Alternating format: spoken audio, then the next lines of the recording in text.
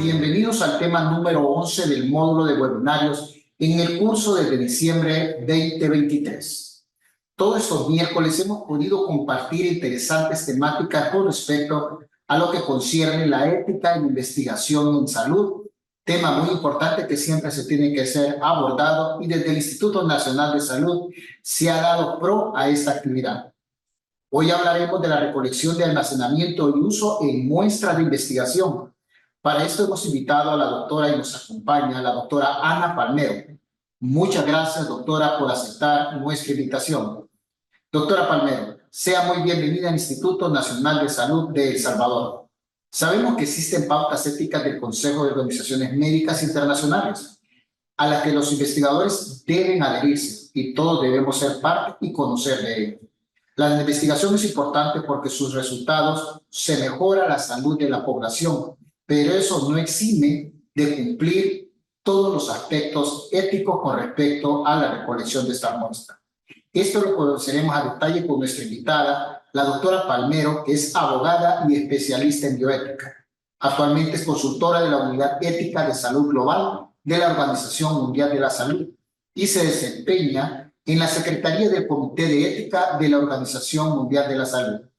Entre los años 2016 y 2023 fue responsable del área de ética de investigación de la Dirección de Investigaciones en Salud del Ministerio de Salud de la Nación. Fue consultora del programa de bioética de OPS para el desarrollo de orientaciones éticas durante la pandemia COVID-19 para América Latina. Es parte del comité directivo del Global Forum de Bioethics and Research y miembro del comité revisor de ética de Médicos Sin Fronteras. En Argentina, es miembro del comité de ética e investigación del Hospital Ramos Mejía. Doctora, le damos la bienvenida para su interesante ponencia. Buenas tardes. Primero que nada, muchísimas gracias por la invitación. Siempre es un honor poder compartir con ustedes estas temáticas. Y en esta oportunidad, como ya bien decía el doctor, vamos a hablar sobre la recolección, el almacenamiento y el uso de muestras biológicas con fines de investigación. Voy a compartir mi presentación.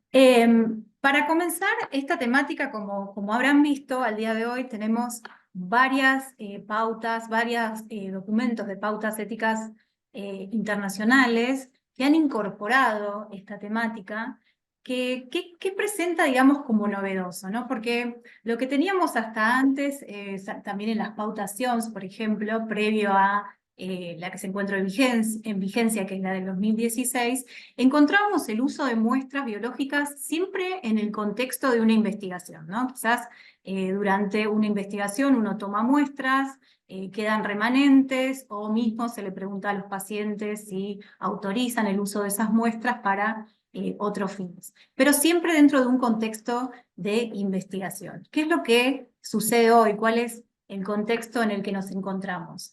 Tenemos una nueva herramienta que es la posibilidad del almacenamiento de las muestras y la reutilización de estas muestras, y acá aparece esta nueva herramienta de apoyo a lo que es la investigación, que es el biobanco, ¿no? Entonces, el uso de muestras ya deja de ser exclusivo de un contexto de investigación y su recolección puede suceder en cualquier otro ámbito, ¿sí? Ya sea en el ámbito de la investigación, como también en el ámbito de la atención clínica o de la atención diagnóstica, ¿sí? En cualquier ámbito en donde se obtengan muestras, estas pueden ser almacenadas para ser utilizadas con fines de investigación. Entonces, dentro de un uso específico que puede ser la investigación o la atención clínica, tenemos dos opciones, ¿sí? La que era más habitual en el pasado era que se destruyeran, ¿sí? O que se anonimizaran de una manera irreversible, en donde ya no quedara el vínculo entre muestras y las personas, y se almacenaban de esa manera. Ahora, y con el tiempo, fue apareciendo la posibilidad de almacenarlas, y de almacenarlas identificadas y asociadas a datos específicos de las personas de quienes provienen estas muestras, para que sean utilizadas en investigaciones futuras, ¿sí? De lo que son estas investigaciones futuras, puede ser que sea un equipo de investigación el que obtiene estas muestras y decide almacenarlas para hacer sus propias investigaciones. Aquí estaríamos dentro de lo que es el contexto de una colección, ¿sí?, de muestras biológicas. ¿Y cuál es la característica de esto? Que en este caso, al ser un mismo grupo de investigación el que decide almacenarlas para usos futuros, no hay una cesión a terceros, ¿sí? Entonces, en este caso, es un mismo equipo el que va a tener estas muestras para investigar en el futuro. Pero apareció una nueva posibilidad de almacenar estas muestras y los datos asociados para poder ser utilizados en investigaciones futuras por cualquiera, ¿sí? Entonces, aquí aparecen los biobancos, este nuevo actor, que vamos a ver que se fue incorporando a los documentos de ética en investigación, y vamos a ir viendo por qué fueron incorporados. En primer lugar, entonces, ¿por qué es importante promover el almacenamiento de estas muestras y datos asociados para usos futuros? La tendencia es que estas muestras dejen de destruirse y pasen a ser almacenadas para poder ser utilizadas. ¿Por qué? Los biobancos son una herramienta sumamente importante para el avance de la investigación y en particular para promover la salud de las poblaciones y de quienes provienen esas muestras. ¿Qué sucede? ¿Qué sucede hoy en día? Muchos de los biobancos existentes se encuentran en países de grandes ingresos, de altos ingresos, y habitualmente las muestras que están allí almacenadas son de esas poblaciones. Entonces, ¿qué es lo que sucede? La investigación se realiza con esas muestras y lo que son las poblaciones de países quizás de menores recursos o, por ejemplo, poblaciones de nuestra región, como es Latinoamérica, se quedan afuera, ¿sí?, de todo ese conocimiento que se va generando en el uso de los biobancos. Por eso es importante que esto también se promueva en cada uno de nuestros países, ¿sí?, para poder promover la salud de nuestras poblaciones, ¿sí? De esta manera vamos a obtener datos que sirvan para dar respuesta a nuestros propios problemas de salud, ¿no? Por otro lado, se maximiza el uso de estas muestras y datos que se obtienen en diferentes contextos, ¿sí? Como les decía ya, el contexto de recolección no es solamente el de investigación, sino que puede ser también el de atención, ¿sí? Y esto es importante porque ya al tener almacenadas las muestras, yo no tengo que, para un estudio específico, tener que volver a recolectar y tener que volver a generar inconvenientes a esas personas a las que invito a participar de las investigaciones, ¿sí? Y por último, digamos, lo importante de tener un biobanco bien conformado es que se promueve el uso de las muestras y los datos asociados de una manera transparente, ¿sí?, con el fin último de beneficiar a toda la sociedad y también al avance de la ciencia. ¿De qué hablamos cuando hablamos de un biobanco? ¿Cuál es su alcance? Las pautas Sion, yo les mostraba en el primer slide, digamos, la pauta 11 es la que va a incorporar en las pautas internacionales SIOMS todo lo que tiene que ver con el uso, almacenamiento de muestras biológicas para investigación. Va a definir el biobanco en un sentido bien amplio, ¿sí? Es una colección de muestras biológicas humanas que están vinculadas a datos de salud de interés de la persona, que se almacenan identificados con el propósito de ser utilizados en el futuro para investigación, ¿sí? Acá es donde está el valor, ¿sí?, de estas muestras, que están vinculadas a distintos datos de las personas, que pueden ser datos demográficos, datos de salud, distintos datos que permiten que las investigaciones posteriores que se realizan sean mucho más ricos. Y el alcance, y acá esto es lo importante, que este tipo de colecciones, ¿sí?, siempre que se almacenen con fines de investigación futuro y lo que se busque es el intercambio de estas muestras, darle acceso a estas muestras a terceros, ¿sí?, a investigadores interesados en hacer investigaciones, se refiere tanto a lo que es un biobanco grande, como puede ser un biobanco poblacional, como también a pequeños biorepositorios, ¿sí?, que pueden generarse, por ejemplo, en un laboratorio, ¿sí? Y las características principales entonces son que tenemos las muestras asociadas a datos, ¿sí?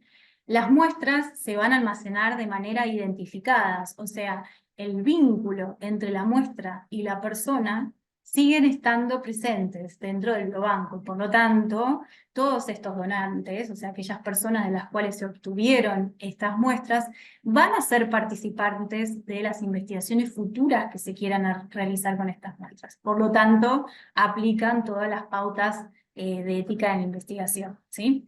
El propósito de este almacenamiento, ¿para qué se almacenan? Para dar acceso a las muestras, ¿sí?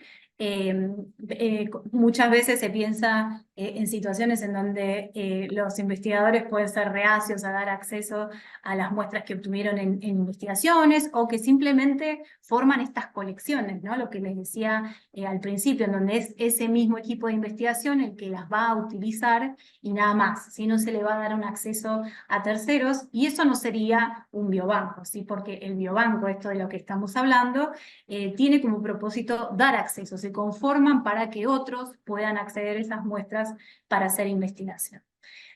Otra de las características fundamentales de estos biobancos es que tienen una estructura de gobernanza que está formada, ¿sí?, para proteger los intereses, los derechos y el bienestar de las personas que donaron estas muestras y también de las comunidades de las que provienen, ¿sí? Muchas veces, si se quieren hacer, por ejemplo, investigaciones de una comunidad en particular y se tiene acceso a esas muestras, aquí lo importante es proteger no solamente a los donantes, sino que también puede haber consecuencias para las comunidades, ¿sí? Por ejemplo, si se obtienen datos de salud que puedan llegar a ser estigmatizantes para una comunidad o puedan llegar a discriminar a una comunidad.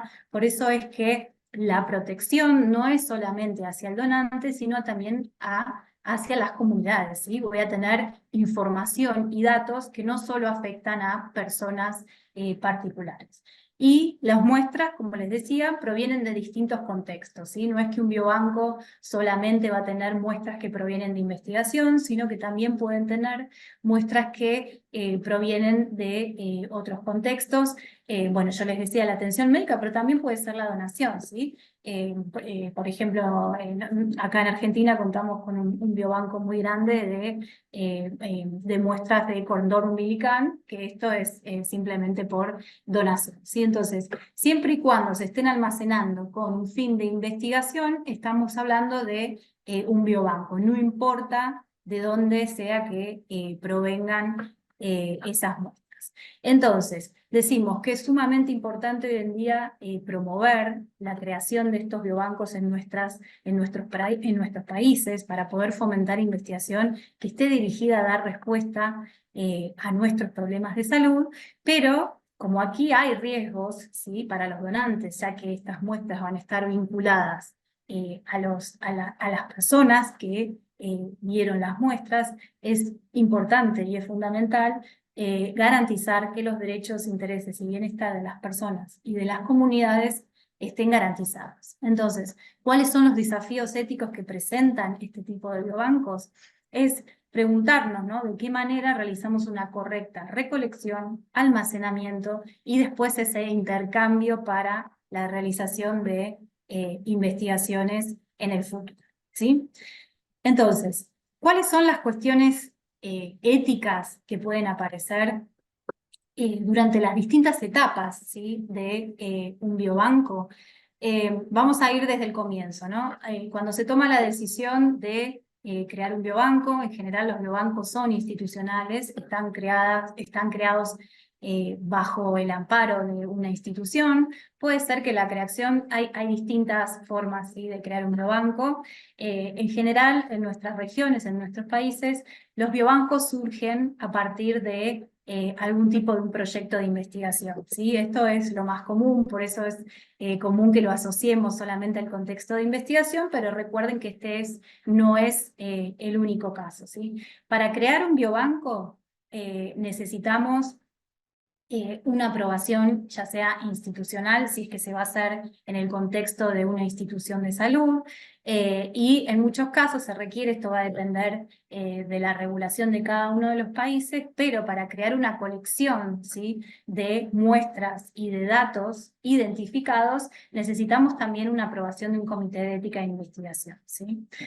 Una vez que está creado el biobanco, y para que ya esté creado precisa no solamente el documento de creación y de aprobación, sino también todo lo que son sus procedimientos operativos, cómo va a funcionar, cómo va a ser su sistema de gobernanza, que ahora vamos a ir viéndolo.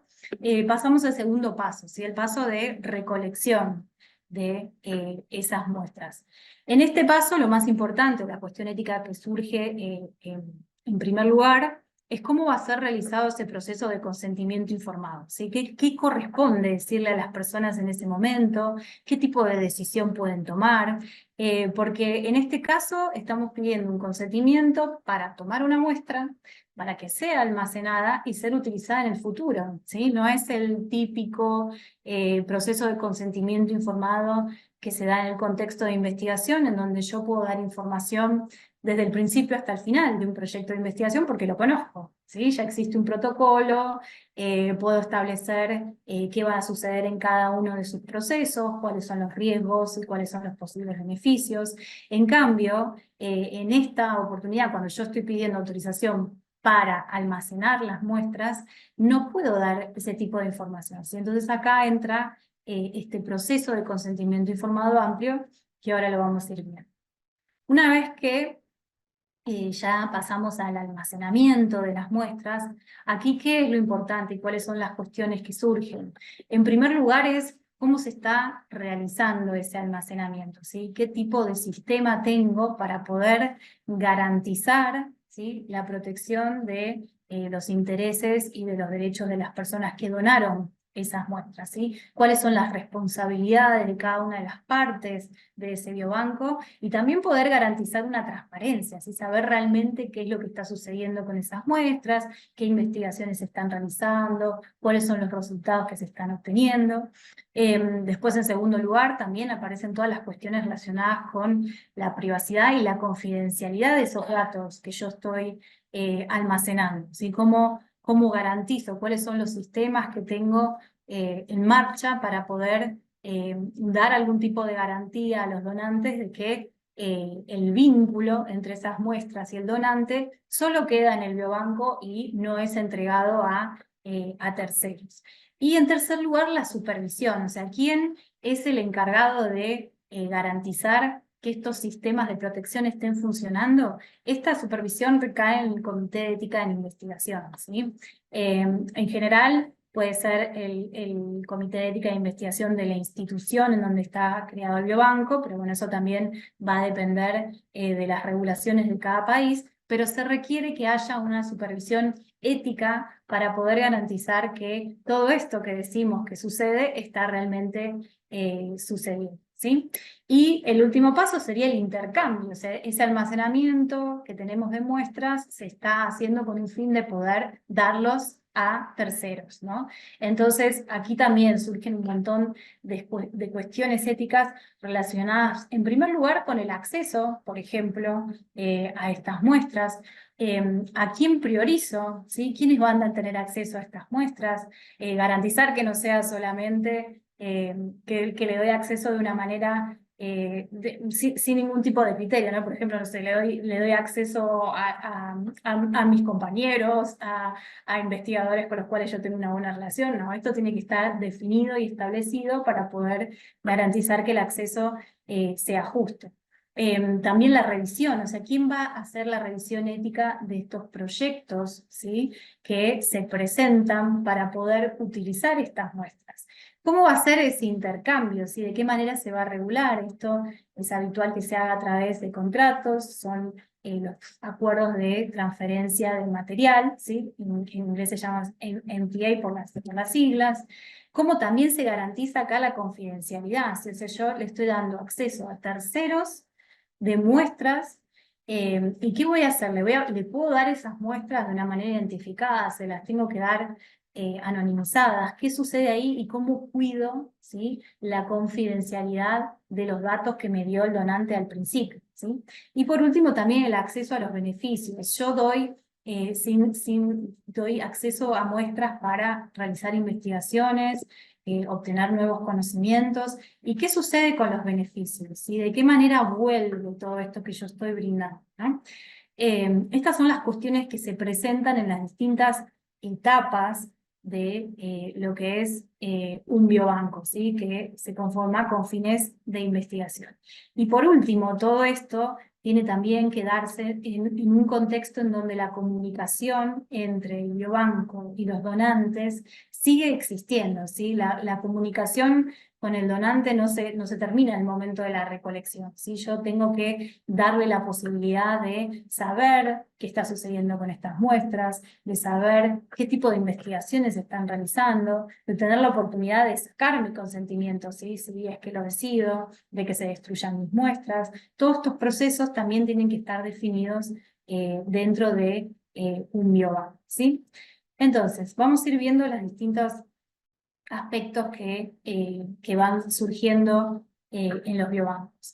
En primer lugar, el consentimiento informado. Acá, como les decía, existía en su momento, esto después, una vez que se fueron emitiendo los distintos documentos que hoy ya tenemos de ética en investigación, quedó claro cuál es el mecanismo apropiado a utilizar, ¿sí? En un principio la discusión era de qué tipo de consentimiento se utilizaba, ya que yo no puedo hacer un proceso de consentimiento informado específico como el que hago en la investigación, ya que al momento de recolectar las muestras desconozco qué tipo de investigación se va a hacer en el futuro. Entonces, no es posible hacer ese tipo de proceso. Entonces, la discusión que se daba en ese momento de qué sucedía, qué posibilidades, de qué manera se alcanzaba un equilibrio entre, no solamente, acá cuando habla de las posibles cargas, ¿sí? Que puede llegar a tener una toma de consentimiento informado y también el control, ¿sí? Pareciera que hay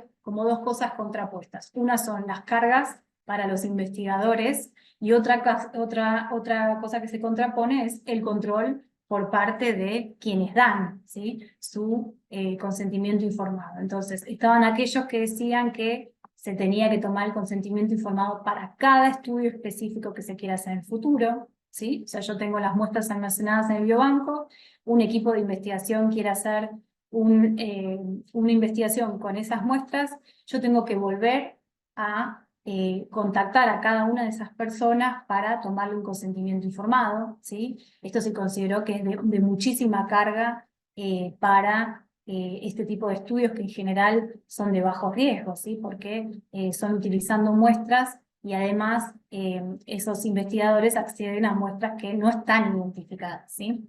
Desde ahí, de lo que sería el mayor control para el donante de la muestra, se fueron pasando a distintas opciones, ¿no? El checklist, o sea, darle la posibilidad a los donantes de elegir en qué tipo de estudios quisieran participar en el futuro, lo que también es bastante complejo poder definir el tipo de estudios de una manera específica, ¿sí? Se podría hacer a grandes rasgos, que es lo que en general se pide en el consentimiento informado amplio, pero teniendo en cuenta el avance de la ciencia puede ser que sean utilizados en varios tipos de investigaciones que al día de recolectarlos los desconocemos, ¿sí? El del medio, digamos, el que está en mayor equilibrio es el consentimiento informado amplio, que es este tipo de consentimiento en donde la persona da su autorización para que sus muestras sean utilizadas en el futuro, pero con específicas limitaciones, ¿sí? O sea, no es que se da un consentimiento en blanco, en donde solamente se le pregunta a la persona si quiere, si da su autorización para que sus muestras sean utilizadas en investigación y ya, sino que se le dan mayores especificidades, ¿sí? Sobre quiénes son los responsables de esas muestras, qué tipo de investigaciones, pero en un sentido general. Se le da la posibilidad también de poder elegir entre distintas condiciones. Por ejemplo, lo que se ha tomado en cuenta son aquellas cuestiones que puedan llegar a ser controversiales, no sé, como por ejemplo investigaciones no sé, me imagino investigaciones en fetos, o quiénes son también los patrocinadores, por ejemplo, darle la opción de elegir si quieren que sus muestras se utilicen en investigaciones patrocinadas por la industria o no, por el gobierno o no, por la academia o no, o sea, distintas cuestiones que permiten dar un mayor control al donante, ¿sí? Y así llegamos a el último, digamos, el que tiene menos control por parte del donante, pero menos carga también por parte de los investigadores, que es lo que en general es lo que se ha utilizado hasta el día de hoy en los biobancos, ¿sí? Lo que se llama el consentimiento sábana, en donde quizás uno va a hacerse un estudio diagnóstico, ¿sí? O cualquier estudio de laboratorio, y además se le pide el consentimiento para usar las muestras para investigación, y ya, ¿sí? Sin ningún otro tipo de información. ¿Qué es lo que se consideró lo más aceptable? Es la utilización del consentimiento informado amplio, ¿sí? Pero este consentimiento informado amplio sería considerado ético siempre y cuando exista una adecuada supervisión, ¿sí? Y la posibilidad de que exista comunicación entre el donante y el biobanco. ¿Por qué? Porque si yo hago un consentimiento informado amplio, en donde les digo a la persona, voy a utilizar sus muestras solamente para estas cuestiones, para este tipo de investigación, solamente van a poder acceder a sus muestras, no sé, investigadores de la academia. Yo tengo que tener un mecanismo y la posibilidad de poder cumplir con esa palabra, ¿sí? Si yo no tengo la posibilidad de cumplir con esa palabra, simplemente mi promesa queda en el aire. Para poder cumplir con esa palabra, requiero de un sistema de gobernanza. ¿Sí? Ese biobanco tiene que tener previstas las formas en las que va a poder cumplir con lo que se le prometió al donante en un principio, ¿sí? Entonces, este consentimiento informado amplio es el que se tomó en las nuevas pautaciones, es el que van a ver en la pautación, la número 11. Y lo que abarca, digamos, son los posibles usos futuros, esto en términos generales, porque como les decía ya, cada vez es más imposible poder decir en qué tipo de estudio se va a utilizar. Por ejemplo, no sé, puede ser que le podamos decir que se van a utilizar para investigaciones de tal enfermedad, si es que es posible decírselo, ¿sí? Pero teniendo en cuenta que todo lo que se dice hay que cumplirlo, ¿sí? Y en el caso de no poder cumplirlo, yo voy a tener que realizar un nuevo proceso de consentimiento informado, ¿sí? Entonces, ¿cuáles son los elementos esenciales que tiene que tener este consentimiento? O sea, ¿cuál es la información esencial que tengo que brindar? En primer lugar, poder decirle cuál es el objetivo de ese biobanco, ¿sí? ¿Para qué existe ese biobanco? ¿Para qué se está creando? ¿Quiénes son los responsables? ¿Sí? Si esto es una institución, bueno, ¿cuál es la personería jurídica de esta institución? La naturaleza de los posibles usos futuros y las opciones que la persona pueda elegir, esto siempre y cuando sea posible, si volvemos a lo mismo, no puedo prometer algo que después yo como biobanco no pueda garantizar que lo pueda cumplir, digamos. Si yo digo, voy a poder ver que estas muestras se utilicen solo en investigación académica, tengo que tener la manera de poder separar y clasificar esas muestras para evitar después dar acceso a personas que no estarían autorizadas, ¿sí? ¿Cuáles son las condiciones de almacenamiento? ¿Cuáles las condiciones de acceso? ¿Cómo se hace la transferencia de los materiales y los datos? ¿Cuáles son las medidas para la confidencialidad? O sea, ¿cómo se garantiza la confidencialidad de los datos dentro del biobanco durante el almacenamiento? ¿Y cuáles son las posibles limitaciones? La posibilidad también de rehusarse, obviamente, a dar autorización para el almacenamiento y de retirar el consentimiento informado, no solamente de retirar, sino de qué manera se hace, ¿sí? A través de qué proceso yo puedo retirar las muestras de mi biobanco, ¿sí? Con quién me comunico, a dónde llamo, a dónde escribo, a dónde me acerco. Y aquí lo más importante de la utilización de este biobanco es que solo va a ser aceptable éticamente si existe una gobernanza, ¿sí? Adecuada que garantice el cumplimiento de esta palabra, si hay una supervisión, ¿sí? Esta supervisión va a estar dada por el Comité de Ética, y si hay una comunicación continua, o sea, si no solamente que el donante tenga la posibilidad o un teléfono para poder comunicarse, sino también que venga del otro lado, o sea, que el biobanco comunique qué está realizando, qué tipo de investigaciones se están realizando en ese biobanco. Esto puede ser a través de una página web, puede ser que tenga, no sé, una gacetilla mensual, ¿sí? Distintas posibilidades para que los donantes puedan saber, si es que quieren, qué es lo que está sucediendo con las muestras que donan. Entonces, si yo como biobanco no tengo las posibilidades de garantizar un sistema, ¿sí? Que esté cuidando, digamos, los intereses de esos donantes, yo no podría utilizar el proceso de consentimiento informado amplio, ¿sí? Tengo que tener todo bien puesto. Si yo no lo tengo bien puesto, el consentimiento informado amplio no sería ético, ¿sí?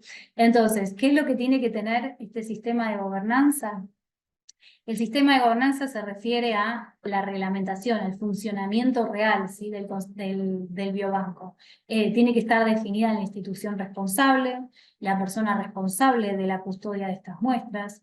En términos generales, qué tipo de investigaciones se van a realizar. Esto ya tiene que estar definido, ¿sí? De antemano. ¿Quién y cómo van a poder tener acceso a los materiales para la investigación futura? Este sistema de priorización, o sea, quiénes acceden, ¿sí? ¿Cuál va a ser el comité de ética de investigación que va a revisar las propuestas de investigación? ¿Sí? Y acá es muy importante el rol que cumple el comité en revisar que esas propuestas que se presentan sean acordes, ¿sí? Al uso que autorizó la persona que dio su muestra. ¿Cómo se controla la calidad del material y del dato? Esto es fundamental para cualquier biobanco para poder garantizar las investigaciones futuras. ¿Cómo se obtiene el consentimiento informado y cómo se revoca? ¿Bajo qué circunstancias sería necesario comunicarse nuevamente con las personas? Esto hay que tenerlo en cuenta porque en esas investigaciones futuras puede ser que sucedan, que se obtengan resultados que se llaman hallazgos incidentales, o sea, se obtienen resultados que no estaban previstos, pero que pueden llegar a tener algún tipo de implicancia en lo que es la salud de la persona. Entonces aquí también hay que tomar la decisión de cómo se van a dar a conocer, si es que se tiene la capacidad de dar a conocer estos resultados también, cómo y cuándo, ¿sí? Cuándo corresponde dar a conocer estos resultados, el tipo de asesoramiento que haría falta para poder dar estos resultados a las personas, ¿sí? Cómo se preserva la confidencialidad del vínculo entre las muestras y los datos de las personas. Y acá es fundamental tener en cuenta lo que establecen las OMS, que es que por más que el biobanco tenga almacenadas las muestras vinculadas a los datos de las personas, nunca le va a dar acceso a esos datos a los investigadores que quieren utilizarlos, ¿sí? Entonces, los investigadores acceden a esas muestras de manera de identificadas, ¿sí? Y además es muy común que se establezcan cláusulas en esos acuerdos de transferencia de muestras en el que se les prohíbe directamente reidentificar a las personas, ¿sí? Esto es sumamente importante, o sea, el que es el custodio de las muestras y en el quien recae todo lo que es la preservación de los derechos de los donantes es en el biobanco, ¿sí? Ya el investigador tercero que quiere acceder a estas muestras va a acceder a ellas de una manera anonimizada, ¿sí? O codificada, entonces no tiene la posibilidad en este tipo de investigaciones de que exista un daño puntual, ¿sí? A las personas. Bien. Como decíamos entonces, por un lado, para que podamos utilizar el consentimiento informado amplio, tenemos que tener en pie este sistema de gobernanza, ¿sí? ¿Eso cómo se traduce? Se traduce en procedimientos operativos estandarizados de los biobancos para regular cada uno de esas funciones y quiénes son los responsables de esas funciones, ¿sí? Después hablábamos de que es necesaria una supervisión, ¿sí? De que todas estas cuestiones de protección de los donantes estén funcionando como deberían funcionar. Y aquí entra el rol del Comité de Ética de Investigación con respecto a los biobancos. Su principal función, además de obviamente evaluar éticamente los proyectos que se presentan, es asegurar que el uso que se está proponiendo esté dentro del alcance acordado por el donante en el momento de dar su consentimiento informado, ¿sí? Si ese alcance está fuera, ¿sí? Por ejemplo, yo le dije a los donantes que las muestras que donaron solamente se iban a utilizar para investigación sobre el HIV, por ejemplo. Si viene un equipo de investigación y me propone hacer una investigación para otro tipo de enfermedad, ¿sí? Yo como comité tendría que decir que no, ¿sí? Porque está fuera del alcance, y en ese caso se requeriría un nuevo consentimiento o simplemente rechazar el proyecto, ¿sí? Pero al ser otro tipo de investigación y no lo que se le dijo al donante, por más que yo haya tomado un consentimiento informado amplio, no puedo utilizar esas muestras con un fin distinto al que le dije a las personas, ¿sí? Una de las cuestiones que muchas veces suceden, y sobre todo también para no perder, digamos, el valor que muchas veces tienen colecciones que ya existen, de muestras biológicas, que fueron tomadas en el pasado y que es muy probable que no se hayan tomado todos estos recaudos, ¿sí? O directamente ni siquiera tengan consentimiento informado. Entonces, ¿qué sucede con estas muestras? ¿Las podría utilizar para investigación o no las podría utilizar? Porque también puede ser que ya por ser históricas sea prácticamente imposible obtener el consentimiento informado de esas personas, ¿sí? Simplemente por pérdida de contacto o por fallecimiento. El uso de estas muestras se puede realizar siempre y cuando esto sea autorizado por un comité de ética de investigación. ¿Y qué es lo que va a tener en cuenta el comité de ética de investigación para poder definir si va a dar acceso a esas muestras o no?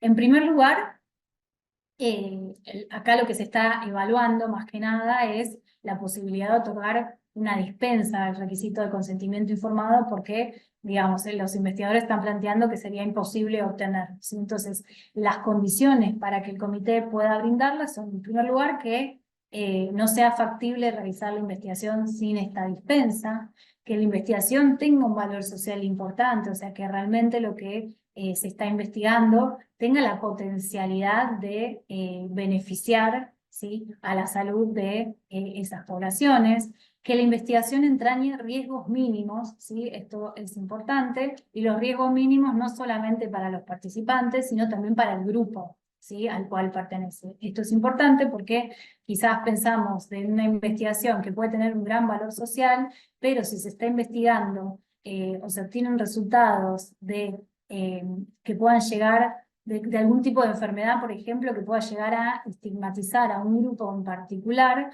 aquí ya habría que evaluar si realmente el riesgo es mínimo, ¿sí? Y si se compensa el valor que tiene esa investigación en comparación con los posibles riesgos que puedan existir para esos grupos, ¿sí? Bien.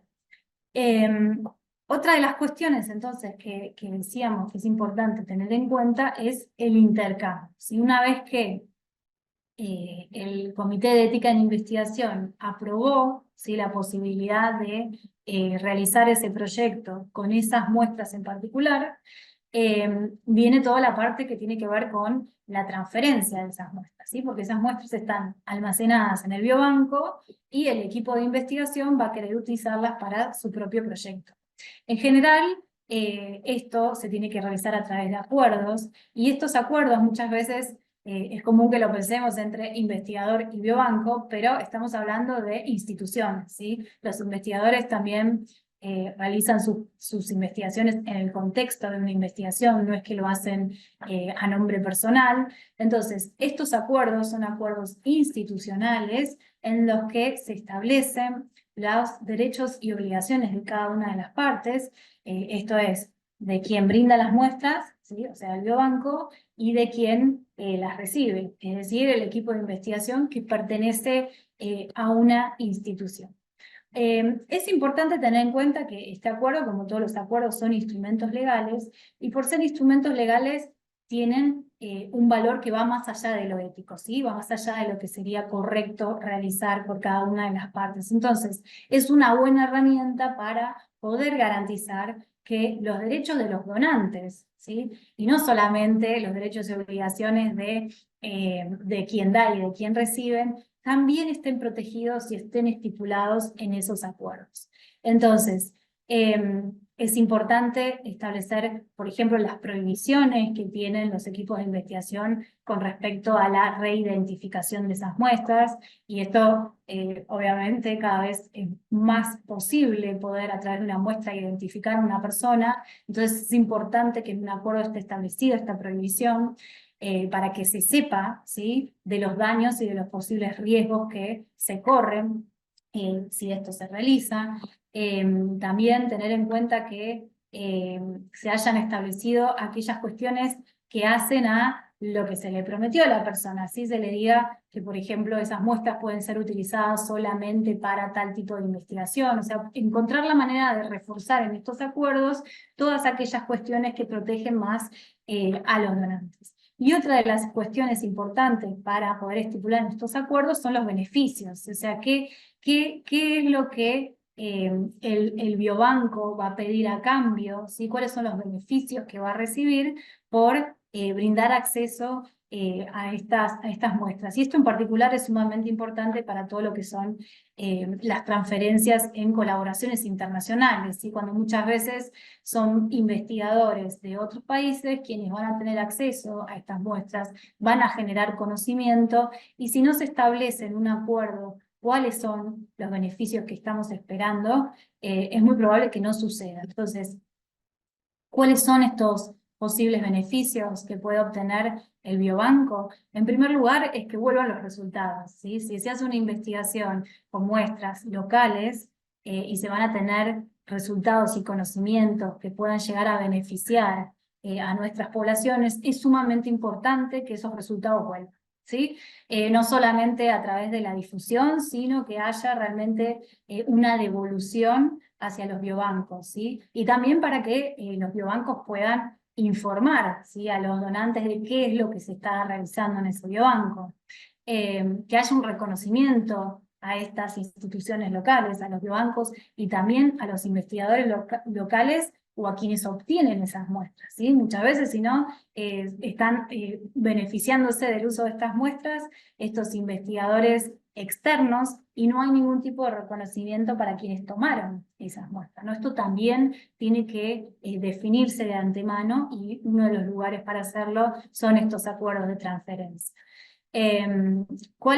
Otros posibles beneficios que se pueden estipular en el caso de que sean necesarios tienen que ver con lo que son posibilidades de crear capacidades en materia de investigación en los biobancos locales, mismo los investigadores locales, en los operadores de los biobancos, si es necesario brindar entrenamiento, si es necesario obtener instalaciones o nuevos servicios para la mejor utilización o la mejora de los biobancos, también es uno de los beneficios a los que se puede acceder y que se pueden negociar y charlar en estos acuerdos de transferencia de materiales.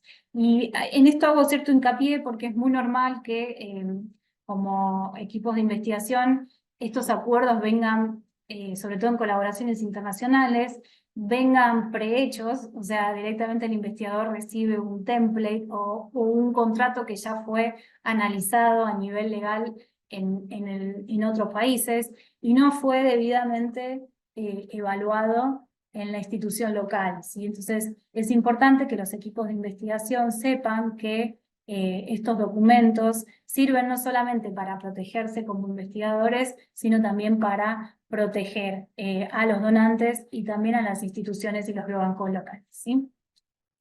Bueno, muchas gracias y pasamos a las preguntas. Gracias, doctora, muy amable y permítame aquí.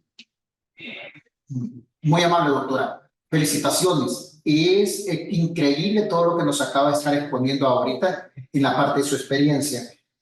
Tenemos preguntas y esto surge ahorita con lo que nos acaba de estar explicando. Y nos quedamos con aquello cuando ustedes nos estaba hablando acerca de lo que es la gobernanza. Entonces, para esto, ¿cuál es el marco legal que ustedes tienen o qué marco legal para poder hacer la parte de los biobancos? Es decir, ¿se pueden manejar de una forma, le corresponde a un ministerio, a una secretaría o a una gobernación o es parte de la ley de lo que tienen para poder tener estos biobancos? Bueno, en general lo que fue sucediendo con el paso del tiempo, lo mismo que sucedió con todo lo que es la investigación en seres humanos, es que las guías terminan siendo insuficientes, ¿no?, para tener un correcto funcionamiento de biobancos. Entonces, es recomendable que existan regulaciones, ¿sí? O sea que que existan políticas de funcionamiento de los biobancos para poder, en primer lugar, garantizar que funcionen correctamente y, en segundo lugar, para que haya una armonización entre los biobancos existentes. En nuestros países existen biobancos hace muchos años, los biobancos se fueron transformando, o sea, yo aquí les estoy hablando específicamente del biobanco con fines de investigación, este concepto del biobanco abierto, que se relaciona también con todo lo que es la ciencia abierta, ¿no? Esta idea de compartir muestras, de compartir datos, está relacionada con esta nueva política de lo que es la ciencia abierta, pero al estar involucradas personas, ¿sí? Porque más allá de que se utilicen muestras, no nos olvidemos que hay personas atrás, hay comunidades atrás, hay posibilidades de riesgo, requieren un control por parte de los estados, ¿sí? No alcanza solamente con la guía, ¿sí? Con la buena voluntad de quien va a llevar adelante estos biobancos y la realización de las investigaciones futuras. Entonces, lo más recomendable es que los países cuenten con regulaciones específicas en donde se establezcan todo este tipo de cosas. Por ejemplo, ¿qué es un biobanco? ¿Cuál es toda la estructura que deben tener? Yo en esta presentación les estoy hablando de la estructura de gobernanza, lo que tiene que ver con el cuidado de las personas, pero también entra la otra parte que es sumamente importante y que tiene que ver con todo el cuidado de la calidad de esas muestras, porque si no está garantizada la calidad, las investigaciones futuras que se hagan realmente no van a poder su calidad, digamos, no va a poder ser garantizada. Entonces son varios los aspectos, algunos técnicos, algunos legales y otros éticos relacionados no solamente con los derechos de la persona, sino también con garantizar su bienestar, que tienen que estar previstas, y lo mejor es que se cuenten con regulaciones. En nuestros países se ha ido avanzando, yo creo que Brasil es el más avanzado a nivel regulación de biobancos, a nivel de la jerarquía que tienen las regulaciones.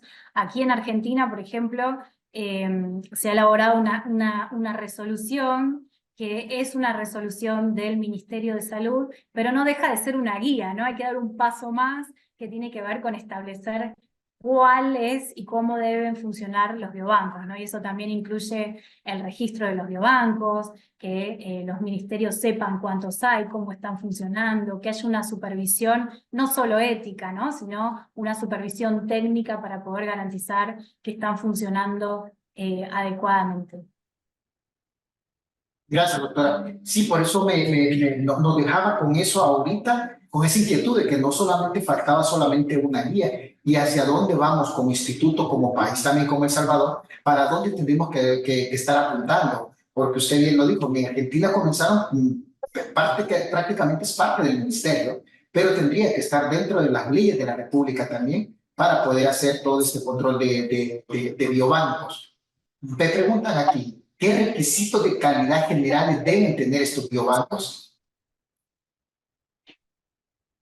Bueno, eso, hay estándares internacionales. Yo aquí solamente hice referencia a la pautación porque es una pauta ética, pero existen distintos documentos. Por ejemplo, el más reconocido es el de ISBER, que es un documento de una organización que centraliza los biobancos. Lo pueden buscar en internet, si quieren se los puedo compartir también las páginas, en donde se establecen las buenas prácticas del funcionamiento de un biobanco, ¿no? Y ahí están definidas las cuestiones técnicas, ¿sí? Y entiendo que también hay distintos estándares de acreditación de biobancos que son internacionales, ¿sí? Entonces, por eso también puede suceder que dentro de un país, y teniendo en cuenta, existen un montón de contextos, pero al no estar regulado dentro de nuestros países puede ser que existan biobancos que hasta cumplen con estándares internacionales y a nivel gubernamental no se sabe, o que directamente haya biobancos que estén funcionando así nomás, ¿no? Sin ningún tipo de supervisión. Perfecto, doctora. Porque esto abriría campo de que, por su experiencia, comenzaron, por lo que estamos viendo, en algunos momentos se manejó que los patólogos comenzaran a manejar estas muestras, pero tal como, o sea, la anatomía patológica y todo, pero tal como usted lo acaba de presentar, esto trasciende más solamente a un laboratorio de patología. Exacto, y en general son esos primeros biobancos que existen en todos nuestros países los que se fueron reconvirtiendo, ¿no?, en estos biobancos con fines de investigación, en donde quizás se realizaban dentro de una institución con un fin específico, se fueron abriendo a distintas posibilidades, ¿no?, también movidos por las diferentes posibilidades de colaboración investigativa que hay, el mayor interés también de países de grandes ingresos de realizar este tipo de investigaciones incorporando información de nuestros países. Entonces, por eso es importante, teniendo en cuenta que esto está sucediendo, no es que es algo que no existe, que se pueda tener algún tipo de control sobre lo que está sucediendo en el país con esos biobancos, ¿no? Gracias, doctora. El doctor Romero es un intensivista investigador. Nos dice, excelente ponencia. Gracias por compartir, doctora. La pregunta, ¿hay algún reglamento internacional que regule el biobanco de tejidos humanos? Y a la vez hace la otra pregunta junto con esta. ¿Podría un país extranjero con más recursos venir a un país con pocos recursos para investigación como el nuestro para obtener tejido de biobanco? Regulación a nivel internacional, no. Existen las guías de buenas prácticas, que son las de ISBER, existe esta pautación y además está la declaración de Taipei, que es de la Asociación Médica Mundial, que es un complemento a la declaración de Helsinki, o sea, todo investigador debería adherir a ella, que habla específicamente de este tipo de biobancos y también de las bases de datos, ¿sí? Porque es muy similar, en definitiva lo que se está manejando es una base de datos.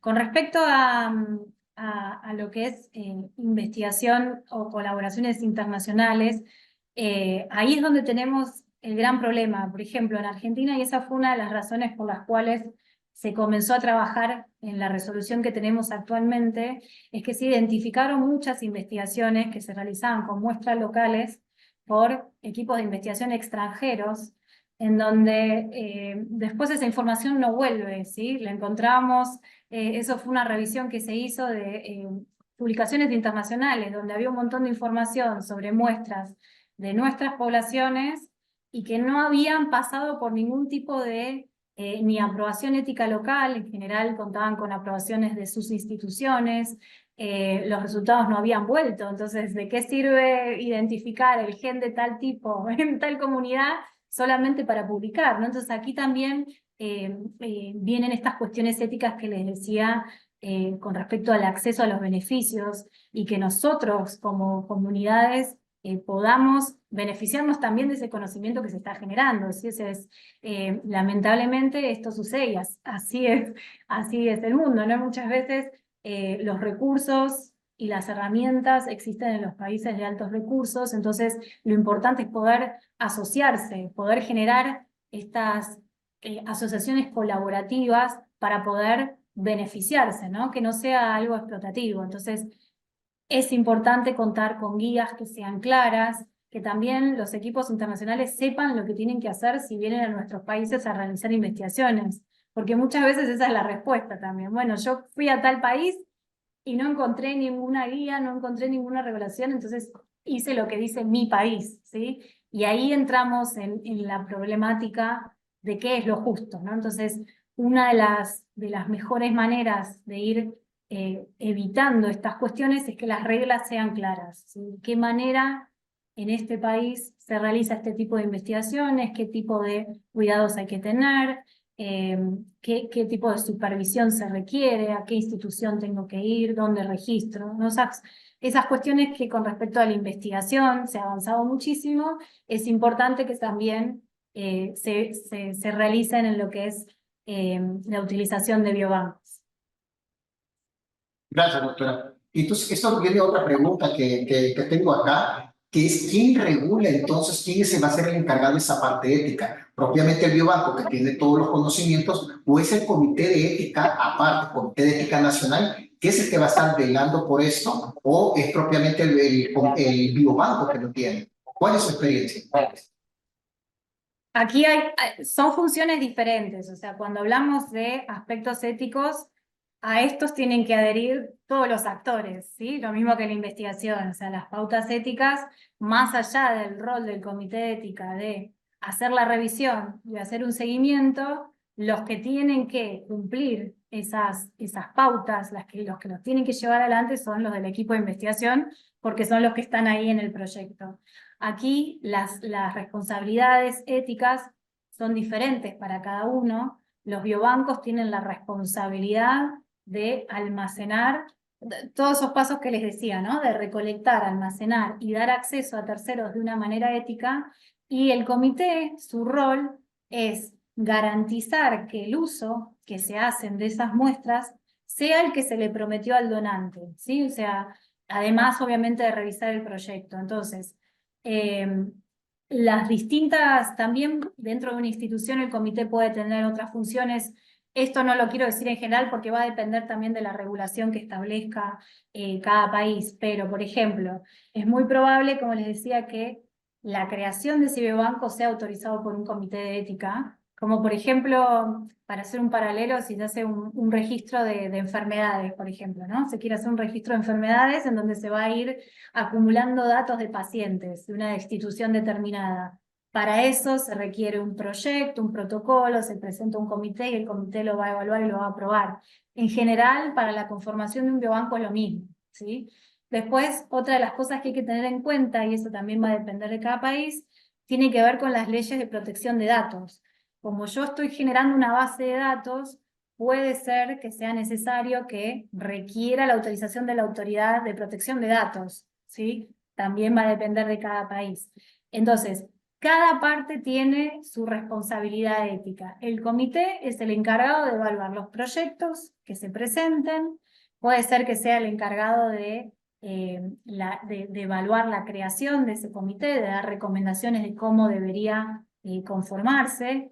Y después, por último, obviamente va a ser una revisión del proyecto que se está presentando, ¿sí? O sea, ver si es como cualquier proyecto de investigación, ¿sí? Su valor social, ver si hay riesgos, si el proyecto se atiene a los objetivos que tiene el biobanco, y bueno, la revisión que se hace de cualquier proyecto.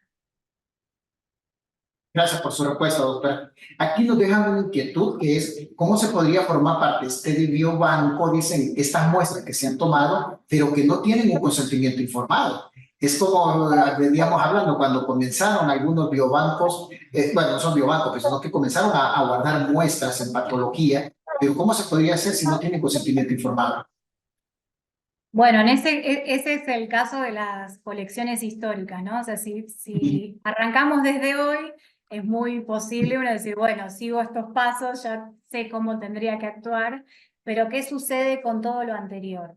En esos casos, lo que les decía es que se requiere evaluar los proyectos que se presenten, ¿no? Hay distintas posibilidades. Por ejemplo, si yo tengo un biobanco, vamos a pensar el caso donde hay una colección histórica de muestras que nunca se obtuvieron con consentimiento informado, ¿no? Es muy probable, por ejemplo, en estos casos de los biobancos de muestras patológicas, que, que estén guardadas y que no estén identificadas, ¿sí? En ese caso ya el riesgo es diferente, ¿sí? Ya ahí no está el vínculo, entonces no estamos ante investigación en seres humanos y podría ser reconvertido a un biobanco, pero no tiene los riesgos de este tipo de biobanco ni el valor de este tipo de biobanco, ¿sí? Porque no va a estar asociado a ningún dato, ¿sí? Eso podría suceder y ahí no tenemos ningún problema ético porque no están identificadas. El problema sería si tenemos una colección de muestras históricas que están asociadas a datos. Entonces ahí sí podrían existir riesgos, ¿sí? Y eso va a tener que ser evaluado por un comité.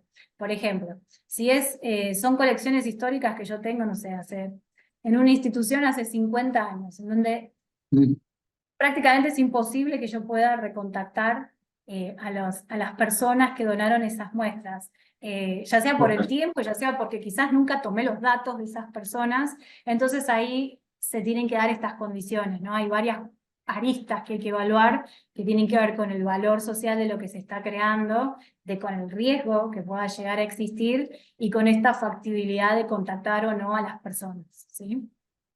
No es algo que se tiene que evaluar caso por caso, pero es importante tener en cuenta de que se pueden utilizar, ¿sí?